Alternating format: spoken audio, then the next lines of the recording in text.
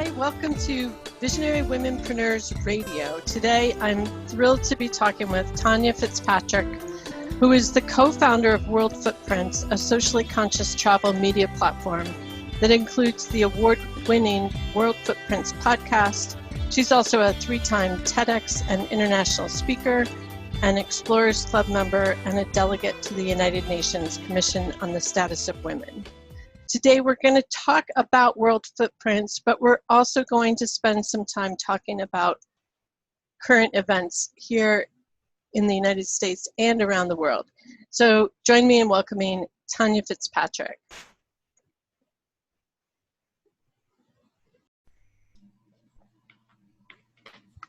Tonya, I want to welcome you to Visionary Womenpreneurs Radio today. I'm so thrilled to talk to you. Oh, thank you so much for having me. Travel is something that I'm passionate about, and my preferred way to travel is on a bicycle, so that's probably different than a lot of the people that you know or the way that you travel, but I see travel as such a powerful way of connecting people. And so I want to hear about your vision and mission with World Footprints. Sure. Thank you again, Donna. And first, I do bicycle. I tried an electric bike in Ireland a few months ago, but I fell off of it. So, but I do bike. World Footprints, it's a passion project. It was founded really from a long-term love affair I've had with travel that started at the age of 5. Wow. Only I wasn't traveling back then, but I had an uncle who lived in London, and he would return home every year, and with my aunt, and they had very strong British accents, and I picked one up as a 5-year-old kid and became popular on the playground because I was British. But I told myself back then, I promised myself at that age I was going to move to London, and I did. Several years later, I went to graduate school at the London School of Economics, and I tried my darndest to stay in England after my visa ended. But, you know, the travel bug bit me, and it's never let go. And, you know, London's a hub, first of all, and so you can just travel everywhere. So fast forward with the creation of World Footprints, when I came back from London, I went to law school. I'm a lawyer, and I moved from my home state of Michigan to the DC area with the hope of joining the Foreign Service so I could go back overseas. And that didn't happen, but I had some incredible appointments with the White House and as a contractor at Homeland Security. But I found that I was not happy in the legal profession. And my husband life coached me following some prompts from a life coach we met whilst traveling through San Francisco. And, you know, we discovered that travel is a passion. And within a month, we had created a travel agency. And we started doing a lot of television here in Washington, D.C. that gained the attention of a radio show. And we started what is now World Footprints. The agency is gone. Okay. I prefer the media side and we founded, you know, World Footprints, which at the time, you know, we wanted with the travel agency, I'll just back up, with the travel agency, we wanted to offer travel and tours that provided some meaning and purpose for people. And so we've translated and transferred that into World Footprints, which was founded on the philosophy of Ubuntu. And Ubuntu is a Zulu word which translates, I am because we are. And that speaks to our humanity, that speaks to the community and connection. And connection is what we do through the stories we share on World Footprints, through the podcast and the articles and photography and video. That basically incorporates everything we do. And, you know, and it's, again, a passion. And even though I went a different route, you know, the legal field, political, nonprofit world, when you have a passion, it follows you and it never lets go. And so, and I've been actually able to incorporate everything that I've done up to this point, even the law, I've been able to incorporate a lot of that into what we do with World Footprints, because we focus on things also, you know, from conservation and preservation to human rights. And there's human rights laws that I can talk to because of my training. And human trafficking is actually one of those things that I understand why it's almost cyclical and very difficult to prosecute. So, you know, it's my law school training hasn't gone to waste, and I hope to God it never does, because I still owe student loans. Oh no. So one of the things that I read was that your World Footprints is a socially conscious travel media platform. Mm-hmm. So talk about what that means, socially conscious travel media. So the some of the things that I mentioned that we raise awareness about: conservation, preservation, human rights, anti-poaching, you know, those are things that as travelers we can do something about in order to, you know, protect natural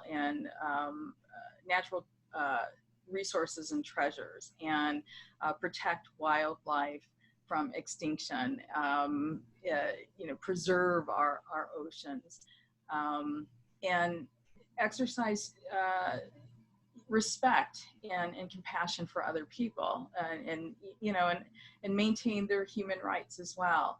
So, you know, the socially conscious platform is just awareness of social how we can be socially conscientious about the things that we do. Yeah, I guess when I think of socially conscious travel, like I think about going into a community in a way where I'm respectful of that community, Mm-hmm. and not leaving an impact behind me because I was there.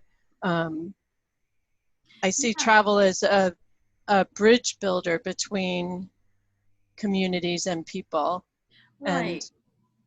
and ways to learn about other cultures, but also to connect with people in a real way. Mm-hmm. But I think that there's also travel that doesn't do that as well, perhaps.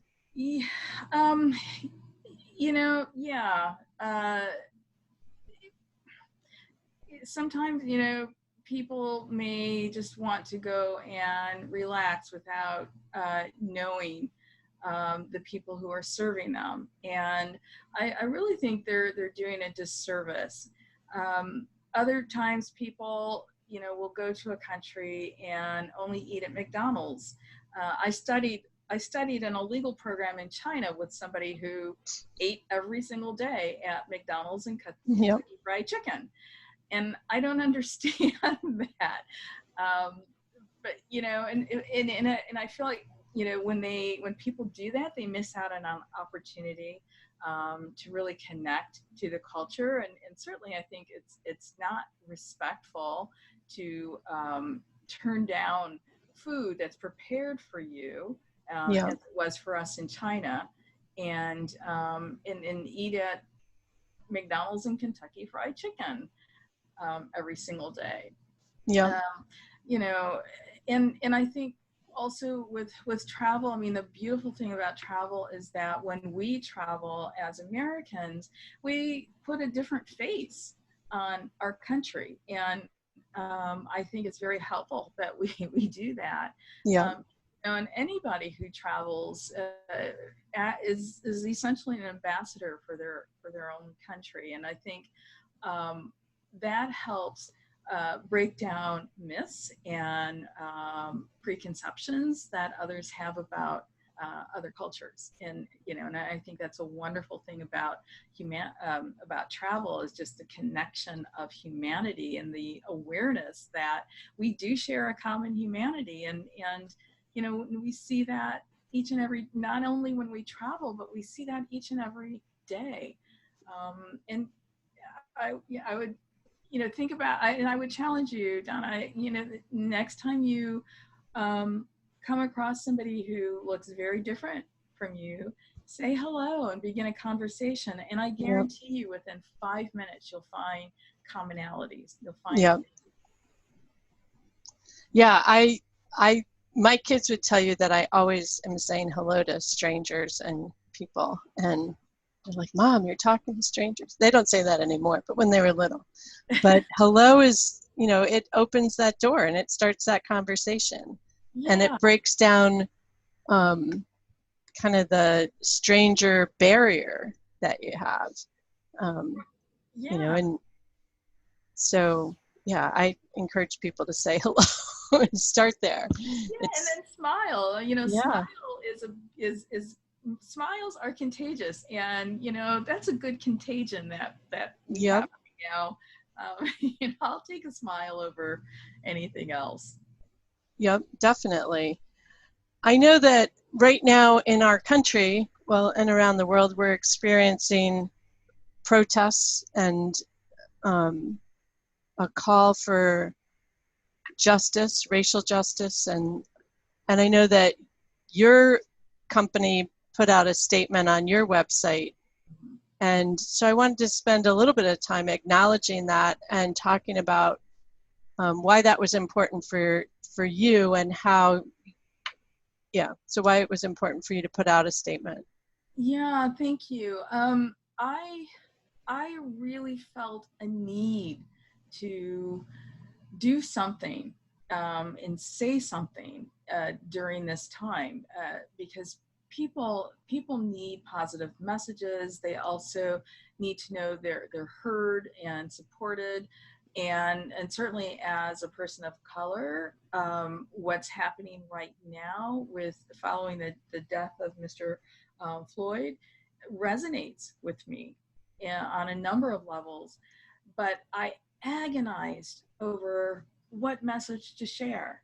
You know, we're a socially conscious travel media platform, and I thought, what on earth can I, you know, what can I offer? What can we offer? And on Monday, you know, after the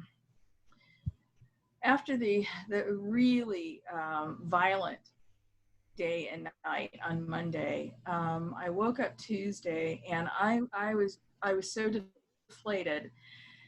And as I'm laying in bed, I had this epiphany, you know, still wondering what on earth can we share. Yeah. And the epiphany came when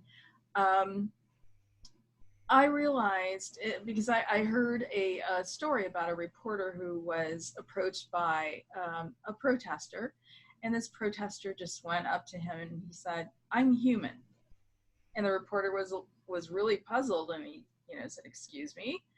And the man said, "I'm human. I'm not black. I'm not white. I'm human." Yeah. And I got it. And what I got was that has been our message from day one, you know, the common humanity that we share. We are all human. And I sat down at my keyboard and I just started writing something which started to be an article, but it ended up being a 5-page op-ed because my heart was just pouring out, you know, through my fingers. And my husband, who I do World Footprints with, I gave you know, the article to him, and I said, honey, you know, what are your thoughts? Add your thoughts. And so it's a joint effort, what appears on our website. And the article is titled World Footprint Stands with Black Lives Matter. Yep. And what really means a lot to me with this article is it's not a political message. It's a heartfelt message. You know, it's an article that talks about the common humanity we share and all of the beautiful examples of humanity we've seen in the midst of all of this chaos.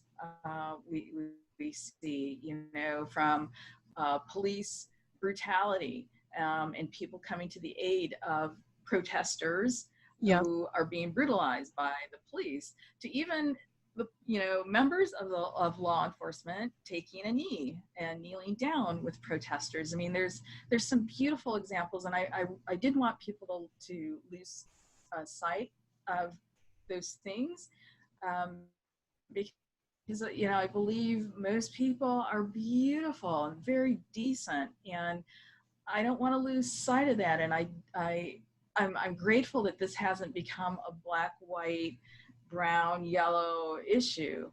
You know, it's not a color-based issue, although African Americans, you know, the disparity of treatment in law enforcement, and even with the COVID-19 virus, it's, you know, it's evident. But other people are feeling the pain. And Donna, I was on a call yesterday with fellow travel writers. I'm on a diversity committee for a travel writing organization. And the organizer, or the chair of our committee, asked to take a moment because, and she's a non-Black person, and her grief and her sadness over what's happening is palatable. And she spent the first 5 minutes in silence with all of us, crying. And, you know, and so when I say it's not a color issue per se, it's a human issue.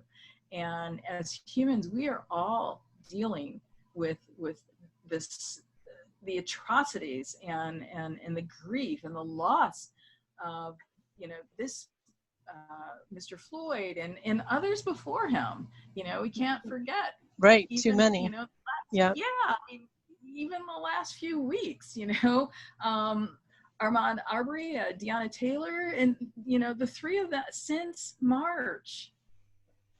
Yep. And I think that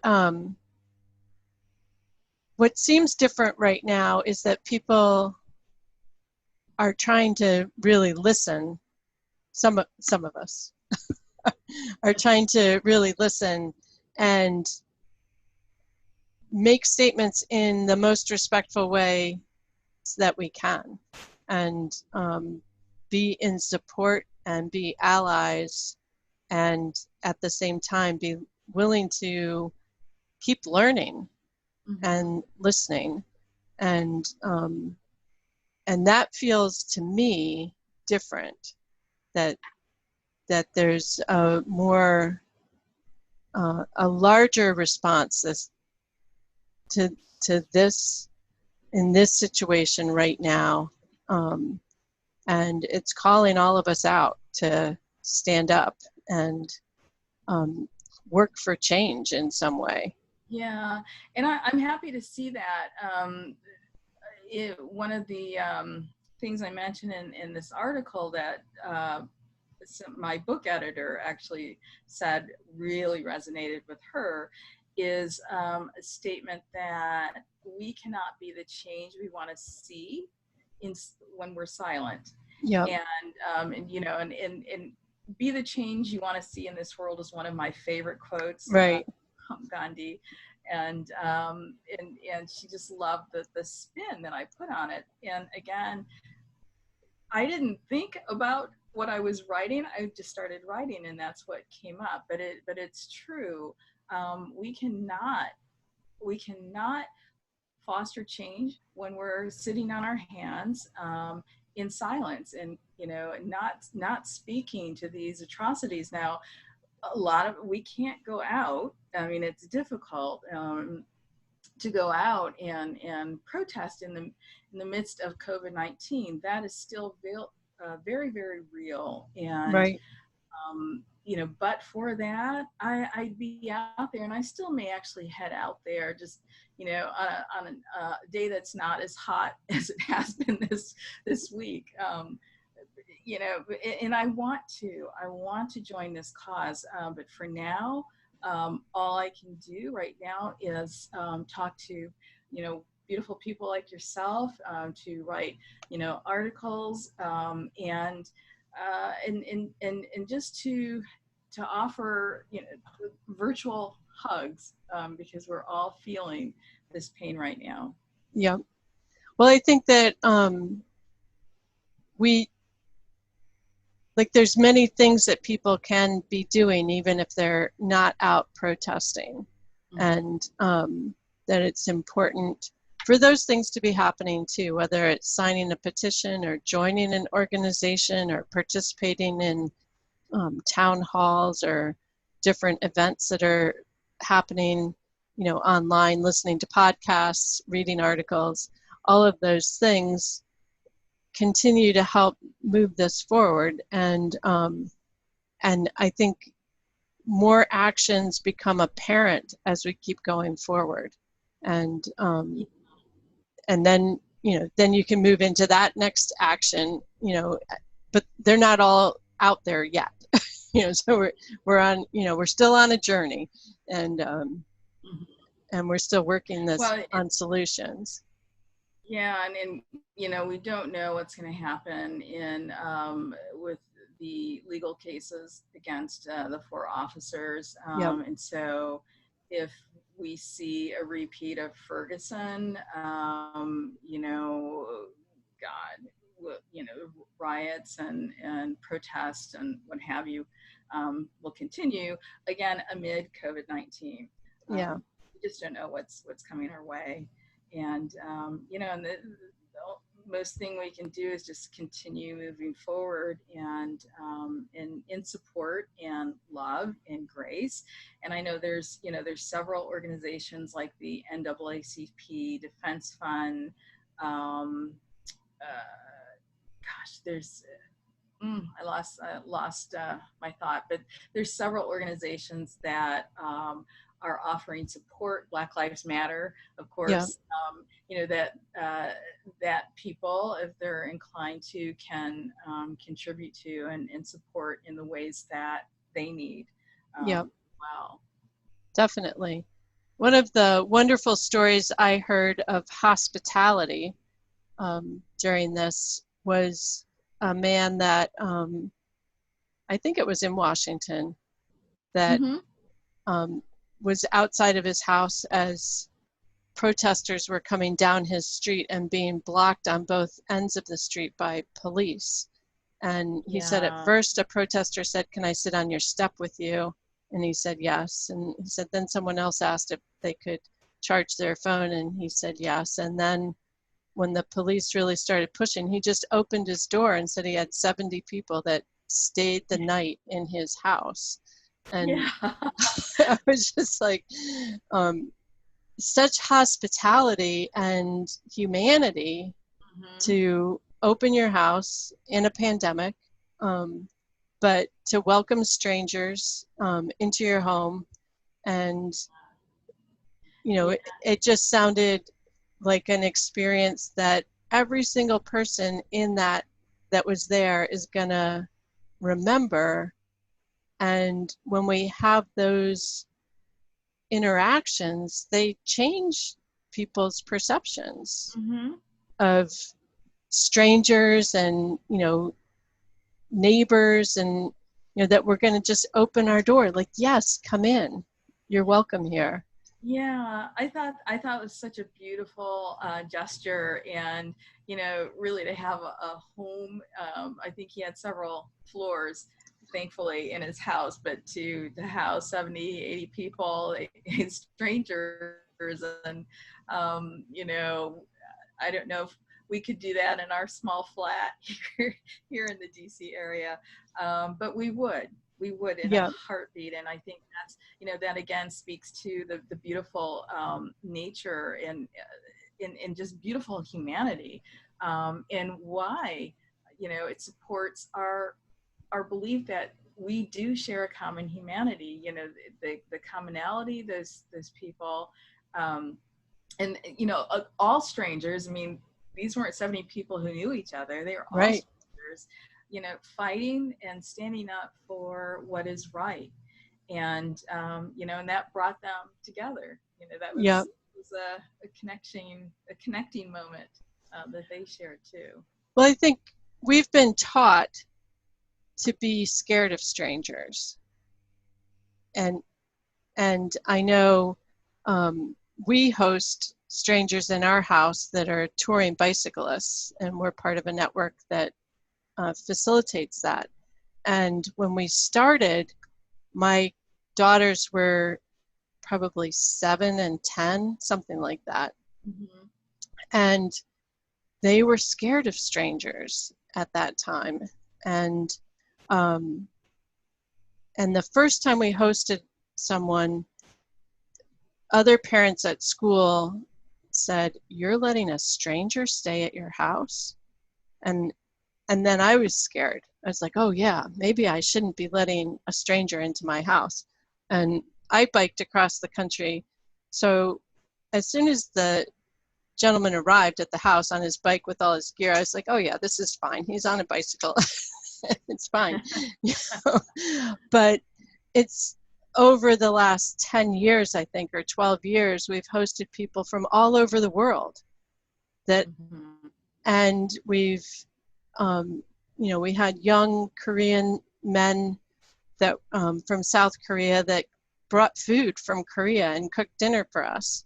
And, just wonderful experiences with people that were on their bicycles traveling and trusting, that the world was going to embrace them. And in general, that's the experience. And I think that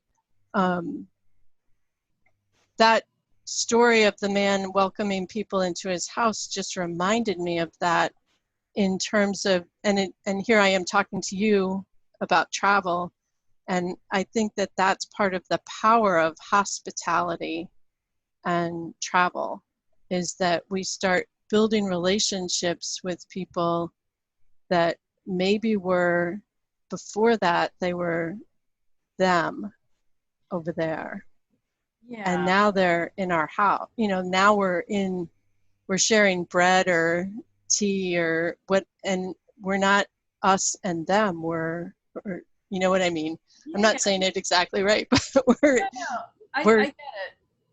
Yeah. We're together. And that story just reminded me of, like, that's what we've experienced, having strangers in our house, is right. Wonderful conversations with people we didn't know minutes before. Well, think about, again, with when you travel, especially if you go to a country you're not familiar with, perhaps, there are language barriers, and you may have a preconception about the, respective culture or country. And when you travel, that shifts, that shifts your preconceptions, any preconceptions you may have. Yeah. And so think about all of the different people who ran into this man's house. And I know he is comes from a first generation Indian American family. So, his parents are originally from India. Yeah. And maybe many of those people had a thought of the Indian culture and how people are there. And by him opening his door, he shifted those any preconceptions that people had, because they saw another face. I mean, that's happened with me when I've traveled.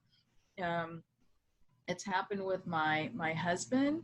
And one of the stories that I love to share is when we were in Sochi covering the Olympic Games, because we do that every 2 years. We won't be in Japan this year, but anyways, But when we were in Sochi, that was his first time in Russia. And I had actually lived for a summer in St. Petersburg. And so I was familiar with the culture and had some language skills, but he had never been. And so he's a little bit nervous. Yeah. And was very nervous also because that was when we went, that was at the time, the height of the Russia-Ukraine conflict back in 2014. And so there, the media was talking about terrorism attempts and what have you, the potential for terrorism. So he was a little bit nervous. But when we got there, any preconceptions he had about Russian people, about the country, it shifted because Russian people flocked after him wherever we were, even outside of the secured Olympic bubble, I call it. Yeah. And they wanted to take a picture with him. And I think, many of them thought he was a celebrity because in Sochi, there's, certainly not a lot of people of color.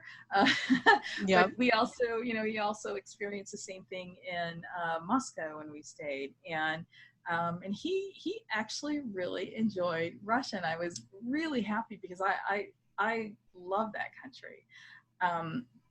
We also, we interviewed on our podcast an American man who goes back and forth between the U.S. and Iran. And I asked him, how does it work to travel to Iran? Because I want to go. Yeah. And he said, Iranian people, and just like I think many American people, but Iranian people will they can separate people from politics. Yeah. And I think that is incredibly invaluable to do. Yep. That's what I know. I read a book about a woman that had motorcycled through Iran and her experiences as a woman alone in Iran on a motorcycle. And she just had wonderful stories about those experiences, and totally different than my preconceived notion of what it would be like in Iran. And, from stereotypes or whatever. So I think that that's part of what travel does, is that it starts breaking those things down. And, and we all start seeing like we drink tea the same way kind of thing. Right. We're all hungry. Yeah, we're my Angelou said it best on our show, and I cannot impersonate her voice, but essentially she said, we all bleed the same color blood. We all get cold. We all get hungry. And she's spot on. I mean, we do. We all want love. We all want to see our children have a better life than we did. And, we all get hungry, and, we have the same emotions, the same things affect us. So yeah, again, our common humanity. Yep. So I want people to know that they can find your op-ed at worldfootprints.com. And yes. And I'll have the link in the show notes. What else do they find when they go to your website? Ooh, lots of travel stories. We're a multimedia site, and so we have our podcast and our library of podcasts, include interviews with, again, Maya Angelou, who I just mentioned, Bobby Kennedy Jr., a lot of distinguished voices who share our value for this world and the resources and in cultures. Nice. There's wonderful articles from many of our writers from across around the world, and ranging from traveling responsibly with your children or teaching your children responsible travel, to finding ethical animal tourism opportunities. and, distinguishing between ethical and unethical animal tourism experiences. So, there's a lot of opportunities to travel vicariously through the videos we do and the articles, and photography and podcast. Most recently, we started a series in the with the intention of, again, connecting us and showing how we're all connected. We started a video series interviewing regular people and correspondents around the world about their COVID-19 experiences. And I think one of, golly, I have a lot of favorites, but one that really stands out to me is an interview we did with a young lady in Afghanistan. And she covers, she's a bureau chief for Afghanistan and Pakistan. And so we talked about what's going on in those countries, how people are coping, how the communities are coming together. We've interviewed artists, photographers. One in particular does a lot of work with plastic. He creates these incredibly beautiful images using the most destructive product in this world, I think, plastic. Yeah. And by doing that interview, I learned that there was a study done by the Ellen MacArthur Foundation that said by 2020, there will be more plastic in our oceans than there will be fish. Oh. And that's alarming to me. Yeah. So they'll find, people will find those types of stories on worldfootprints.com, and footprints is plural. Okay. Yep. And we'll have the link in the show notes below, but it's a great time to visit your site while we're still in the pandemic, to start envisioning travel in the future and finding some great ideas for potential travel, and then also to be inspired traveling vicariously while we're all still at home. So yeah, and we have some resources in our newsletter. Every month I send out a newsletter with resources where people can enjoy virtual travel experiences, because we can't travel right now. And frankly, when the restrictions are lifted, it's not going to look the same. We won't travel like we have traveled in past. And when we have to wait for countries to even open their borders to foreign visitors too. So travel's not gonna, it's not gonna be the same. And so there's other ways, people can satisfy their wanderlust, and hopefully they'll find them on World Footprints. Definitely. Well, and we all have probably things within our own neighborhoods that we haven't explored. Sometimes it's the close by things that, like, I didn't know that national park was right there. Right. So, yeah, there's some surprising things, even in Washington, D.C., where we are. I happened to spot a historical marker on a nondescript building, and I thought, wow, and it's in kind of a gritty area. I used to work in that area, and it's attached to a Chinese restaurant. But I spotted the marker, and but yeah, there's so many things. My husband and I have discovered a nature center just up the road from us, and that's where we go walking when we want to go out and get some exercise and just hear the birds and smell the fresh air. Definitely. Yeah, I had no idea it was there. Definitely. Well, I want to thank you so much for joining me today and talking. We've talked all over the world, I feel like, and talked about what's happening right in this country right now, and the importance for people to be involved and listen, learn more. So thank you. Oh, thank you, Donna. I appreciate your time. I appreciate your invitation. Definitely. So be sure to visit worldfootprints.com and learn more about Tonya and her husband's site and the resources that they have available for you there. Thanks for listening to Visionary Womenpreneurs Radio. We can be found on all the major podcasting platforms such as Spotify, Google Podcasts, iPodcasts, Overcast, Stitcher, and Anchor, our host. I encourage you to download the platform that you love and listen to Visionary Womenpreneurs. Hit that subscribe button so that you don't miss an episode. And thanks for being one of our valued listeners. If you haven't had a chance to pick up the Visionary Womenpreneurs Field Guide yet, you can do so over at visionarywomenpreneurs.com. Right on our homepage, get that field guide and get started putting your vision and dream into action. And make it happen.